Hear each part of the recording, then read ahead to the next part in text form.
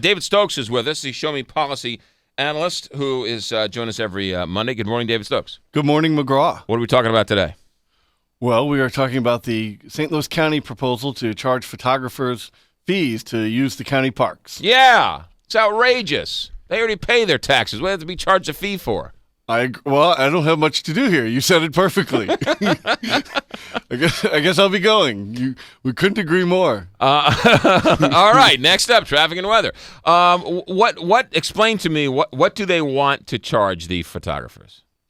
Well, the proposal, and it was put into effect a couple months ago, and then out of opposition, it was rescinded, and now they're taking public comment on it. And my Show Me Institute colleague, Casey Barnes, who's been on your show, right, submitted commentary last week.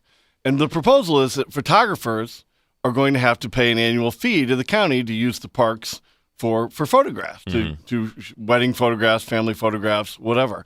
And I think it's, for the most part, pretty ludicrous. How much? Do we know? I don't know. I think it was, Casey would know, and I'm sure it's in her testimony. Right. But I don't know what the fee proposal was. It was not insanely high. Right. But it's really, user fees are a great thing, and we discussed user fees last week a bit off air. User fees are great. There's all sorts of government. I thought you liked user fees. I do like user fees. So what's wrong with this? Why should they're using the park? Why can't they pay for this? Because there's no cost to recover in the first place. They're not imposing any cost on the county to take a family there with a few kids and shoot pictures in the park. There's no extra fee or charge added to taxpayers that they have to get back. If there were, then I would understand it. If you had an example where you were shooting a movie in a park and you were going to have to close down parts of the park or move things around or demand extra rangers for protection. Or cleanup or something. Right, yeah. Extra cleanup, yeah. Then in those cases, a user fee is perfectly appropriate. But just to charge photographers, almost all of whom are paying either property taxes or sales taxes to support the parks anyway. I mean, they're paying their taxes too. Right. The fact that they would have to pay an extra fee to bring a family of four on a Saturday and shoot some family photos is ludicrous. Now, well, the other thing interesting too is what's going to happen where this isn't necessarily you and me go to the park and we see a bird and I take out my phone and I grab a picture. This is wedding photography, who brings the wedding party there or some variation thereof. Right. So now you're going to have to train the rangers to tell the difference between professional photographers and amateur photographers, which nowadays can be. Everybody's a photographer nowadays. Well, that's a great point, because what happens when, little Susie's wedding is in the park and the ranger comes up and says, let me see your taxing photo, whatever, and you don't have it, you're not allowed to take pictures. The whole wedding's ruined because, your photographer hasn't paid his fee. Exactly. I mean, There's all sorts of strange scenarios that you can get when you empower the county in this situation. It comes back to us. User fees are perfectly appropriate in many, many circumstances for recovering costs that certain people impose, and they can also be appropriate for congestion issues in certain cases, like parking meters or toll roads. But there's no congestion here. You might have a few crowds on Saturdays in the spring and fall, the height of wedding season. You might have a lot of photographers out there with the wedding parties. But we should not be doing public policy based on 20 days out of the year. See, this brings up an interesting topic, because the idea that local governments don't tax everybody and tax the individual. So in other words, golfers, right? Golfers, there's a special golf tax. Then there's a special bike tax. Then there's a special photography tax. And so everyone's getting nickeled and dimed to death. And everybody's like, well, I'm not a biker. I'm not a photographer. I'm not go ahead, tax them all I want. I mean, it's almost like the people who do absolutely nothing don't have to pay for the parks or for anything else, which I don't think it's a shared responsibility. Everybody's in this together. And I think there's a little bit of, there's too much of that's yours, this is mine. Well, and I think that's where a baseline level of property taxes comes into play, and that everybody does pay property taxes. And renters pay it through, they pay it through their rent and right. the property owner. So everybody pays property taxes. Almost everybody owns a car, so you pay personal property taxes on that car in Missouri, or right. or a boat. Not everybody owns a boat, but you right. get the point. So that is where it is sort of shared. And when you buy sales taxes, there's that general sales tax, which goes to everything. And then there's all these specific sales taxes for this or that, which is where you do start to get nickeled and dimed. And it's important for government to distinguish between legitimate costs imposed for special things, which they should recover for user fees, and just trying to get as much money out of people as they can, which is what I think this parks fee is. Right. Because there's no cost to recover. Right.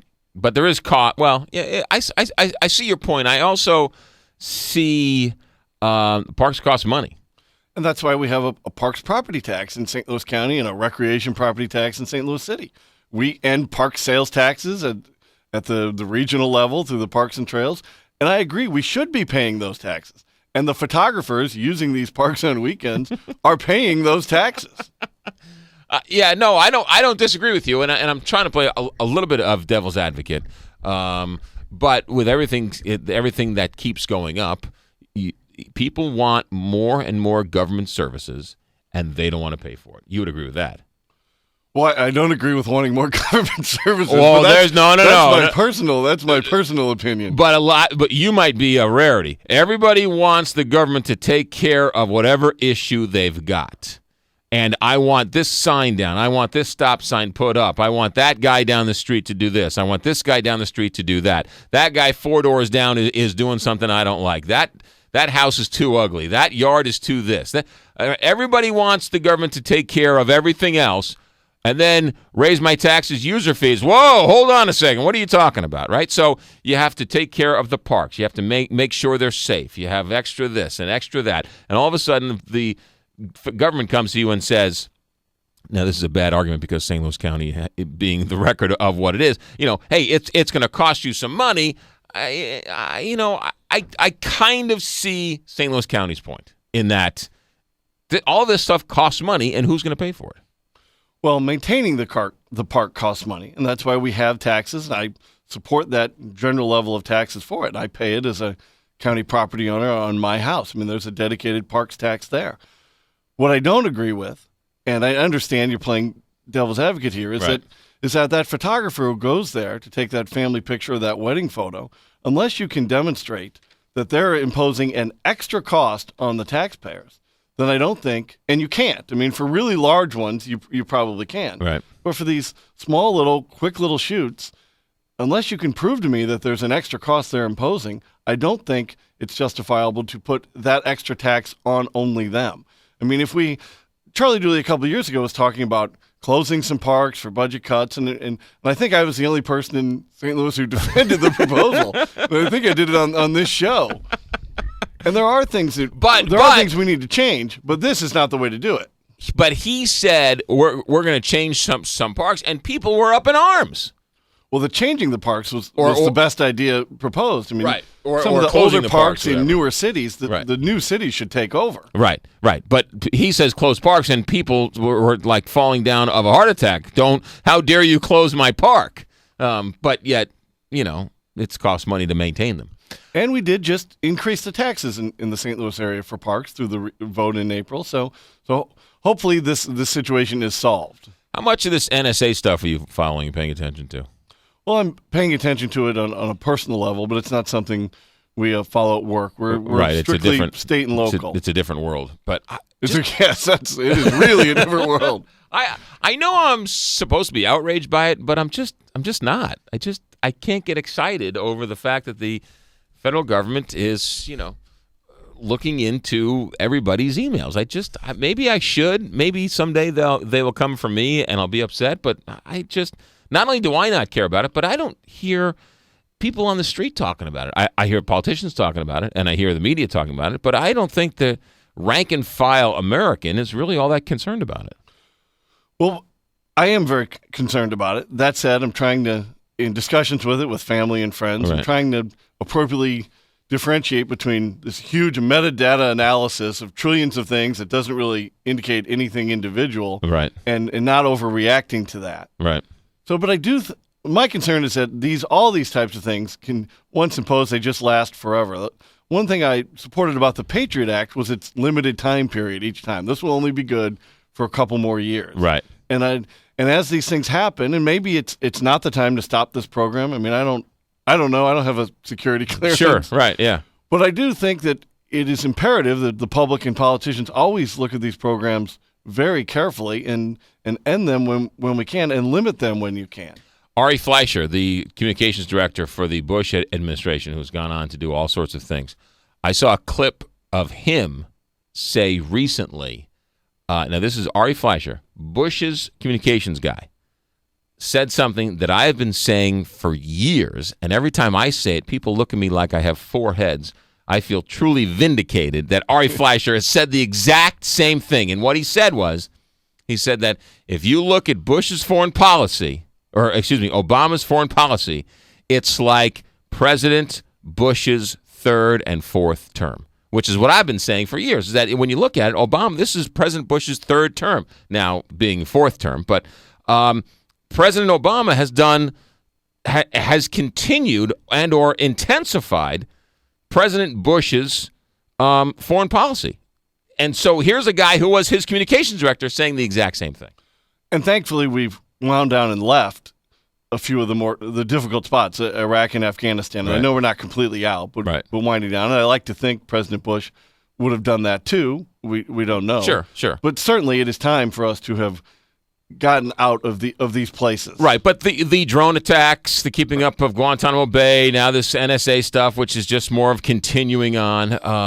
Whether you're for it or against it, I know people are trained to hate Obama or love Bush and or vice versa, but they've done virtually the same thing when it comes to foreign policy.